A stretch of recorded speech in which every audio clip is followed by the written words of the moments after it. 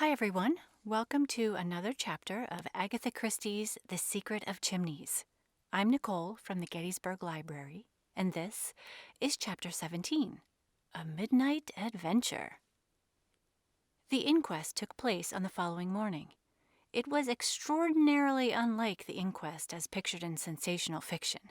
It even satisfied George Lomax in its rigid suppression of all interesting details. Superintendent Battle and the coroner, working together with the support of the chief constable, had reduced the proceedings to the lowest level of boredom. Immediately after the inquest, Anthony took an ostentatious departure. His departure was the one bright spot in the day for Bill Eversley. George Lomax, obsessed with a fear that something damaging to his department might leak out, had been exceedingly trying. Miss Oscar and Bill had been in constant attendance. Everything useful and interesting had been done by Miss Oscar. Bill's part had been to run to and fro with countless messages, to decode telegrams, and to listen by the hour to George repeating himself. It was a completely exhausted young man who retired to bed on Saturday night. He had had practically no chance to talk to Virginia all day, owing to George's exactions, and he felt injured and ill-used. Thank goodness that colonial fellow had taken himself off. He had monopolized far too much of Virginia's society anyway. And of course, if George Lomax went on making an ass of himself like this, his mind seething with resentment, Bill fell asleep. And, in dreams, came consolation, for he dreamt of Virginia. It was a heroic dream, a dream of burning timbers in which he played the part of the gallant rescuer. He brought down Virginia from the topmost story in his arms. She was unconscious. He laid her on the grass. Then he went off to find a packet of sandwiches. It was most important that he should find that packet of sandwiches. George had it, but instead of giving it up to Bill, he began to dictate a telegram. They were now in the vestry of a church, and any minute Virginia might arrive to be married to him. Horror! He was wearing his pajamas. He must get home at once and find his proper clothes. He rushed out to the car. The car would not start. No petrol in the tank. He was getting desperate. And then a big general bus drew up, and Virginia got out of it on the arm of a bald-headed baron. She was deliciously cool and exquisitely dressed in gray. She came over to him and shook him by the shoulders playfully. "Bill," she said. "Oh, Bill." She shook him harder. "Bill," she said. "Wake up. Oh, do wake up." Very dazed, Bill woke up. He was in his bedroom at Chimneys, but part of the dream was with him still. Virginia was leaning over him and was repeating the same words with variations. "Wake up, Bill! Do wake up, Bill!" "Hello," said Bill, sitting up in bed. "What's the matter?" Virginia gave a sigh of relief. "Oh, thank goodness. I thought you'd never wake up. I've been shaking you and shaking you. Are you properly awake now?" I think so," said Bill doubtfully. "You great lump," said Virginia. "The trouble I've had, my arms are aching." "These insults are uncalled for," said Bill with dignity. "Let me say, Virginia, that I consider your conduct most unbecoming, not at all that of a pure young widow." "Oh, don't be an idiot, Bill. Things are happening." "What kind of things?" "Queer things. In the council chamber. I thought I heard a door bang somewhere, and I came down to see. And then I saw a light in the council chamber. I crept along the passage and peeped through the crack of the door. I couldn't see much, but what I could see was so extraordinary that I felt I must see more. And then, all of a sudden, I felt I should like a nice big strong man with me. And you were the nicest and biggest and strongest man I could think of. So I came in and tried to wake you up quietly, but I've been ages doing it." "I see," said Bill. "And what do you want me to do now? Get up and tackle the burglars?" Virginia wrinkled her brows. "I'm not sure that they are burglars, Bill. It's very queer. But don't let's waste time talking. Get up." Bill slipped obediently out of bed. "Wait while I don a pair of boots, the big ones with the nails in them. However big and strong I am, I'm not going to tackle hardened criminals with bare feet." "I like your pajamas, Bill," said Virginia dreamily. "Brightness without vulgarity." "While we're on the subject," remarked Bill, reaching down for his second boot, "I like that thingamabob of yours. It's a pretty shade of green. What do you call it? It's not just a dressing gown, is it?" It's a negligee, said Virginia. I'm glad you've led such a pure life, Bill. I haven't, said Bill indignantly. You've just betrayed the fact. You're very nice, Bill, and I like you. I dare say that tomorrow morning, say about 10 o'clock, a good safe hour for not unduly exciting the emotions, I might even kiss you. I always think these things are best carried out on the spur of the moment, suggested Bill. We've other fish to fry, said Virginia. If you don't want to put on a gas mask and a shirt of chainmail, shall we start? I'm ready, said Bill. He wriggled into a lurid silk dressing gown and picked up a poker. The orthodox weapon, he observed. Come on, said Virginia, and don't make a noise. They crept out of the room and along the corridor, and then down the wide double staircase. Virginia frowned as they reached the bottom of it.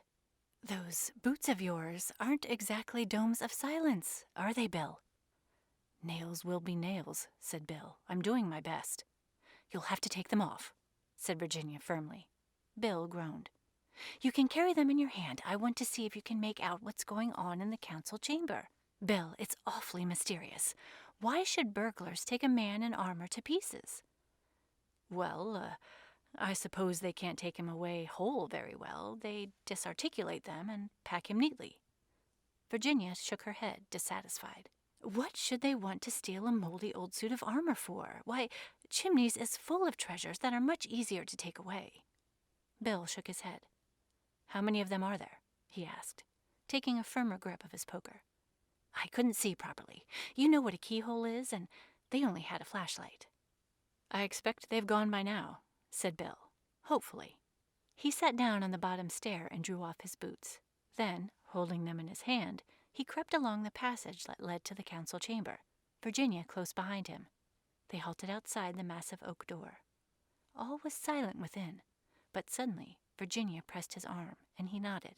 A bright light had shone for a minute through the keyhole. Bill went down on his knees and applied his eye to the orifice.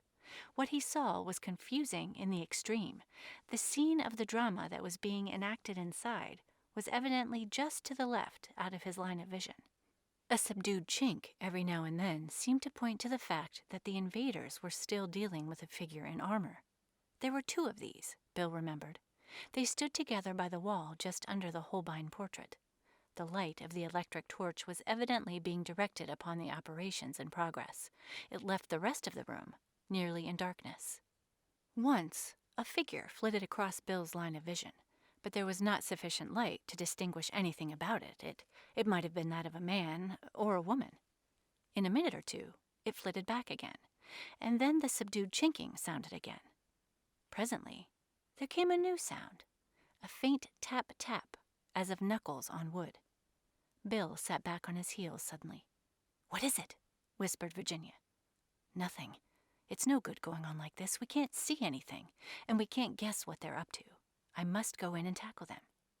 He drew on his boots and stood up. Now, Virginia, listen to me. We'll open the door as softly as possible. You know where the switch of the electric light is? Yes, just by the door. I don't think there are more than two of them. There may be only one. I want to get well into the room. Then when I say go, I want you to switch on the lights. Do you understand? Perfectly. And don't scream or faint or anything. I won't let anyone hurt you. My hero, murmured Virginia. Bill peered at her suspiciously through the darkness. He heard a faint sound which might have been either a sob or a laugh. Then he grasped the poker and firmly rose to his feet. He felt that he was fully alive to the situation. Very softly, he turned the handle of the door. It yielded and swung gently inwards. Bill felt Virginia close beside him. Together, they moved noiselessly into the room. At the farther end of the room, the torch was playing upon the Holbein picture. Silhouetted against it was a figure of a man, standing on a chair and gently tapping on the paneling. His back, of course, was to them, and he merely loomed up as a monstrous shadow. What more they might have seen cannot be told, for at that moment, Bill's nails squeaked upon the parquet floor. The man swung round, directing the powerful torch full upon them and almost dazzling them with the sudden glare. Bill did not hesitate. Go, he roared to Virginia, and sprang for his man, as she obediently pressed down on the switch of the electric lights. The big chandelier should have been flooded with light, but instead, all that happened was the click of the switch. The room remained in darkness. Virginia heard Bill curse freely. The next minute, the air was filled with panting, scuffling sounds. The torch had fallen to the ground and extinguished itself in the fall. There was a sound of a desperate struggle going on in the darkness, but as to who was getting the better of it, and indeed as to who was taking part in it, Virginia had no idea. Had there been anyone else in the room besides the man who was tapping the paneling? There might have been. Their glimpse had only been a momentary one. Virginia felt paralyzed. She hardly knew what to do. She dared not try and join in the struggle. To do so might hamper and not aid Bill. Her one idea was to stay in the doorway, so that anyone trying to escape should not leave the room that way. At the same time, she disobeyed Bill's express instructions and screamed, loudly and repeatedly, for help. She heard doors opening upstairs and a sudden gleam of light from the hall and the big staircase.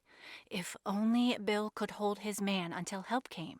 But at that minute, there was a final, terrific upheaval. They must have crashed into one of the figures in armor, for it fell to the ground with a deafening noise. Virginia saw dimly a figure springing for the window, and at the same time heard Bill cursing and disengaging himself from the fragments of armor. For the first time, she left her post and rushed wildly for the figure at the window, but the window was already unlatched. The intruder had no need to stop and fumble for it. He sprang out and raced away down the terrace and round the corner of the house. Virginia raced after him. She was young and athletic, and she turned the corner of the terrace not many seconds after her quarry. But there, she ran headlong into the arms of a man who was emerging from a small side door. It was Mr. Hiram P. Fish. "It's a lady," he exclaimed. "Why, I beg your pardon, Mrs. Rebel. I took you for one of the thugs fleeing from justice." "He just passed this way," cried Virginia breathlessly. "Can't we catch him?"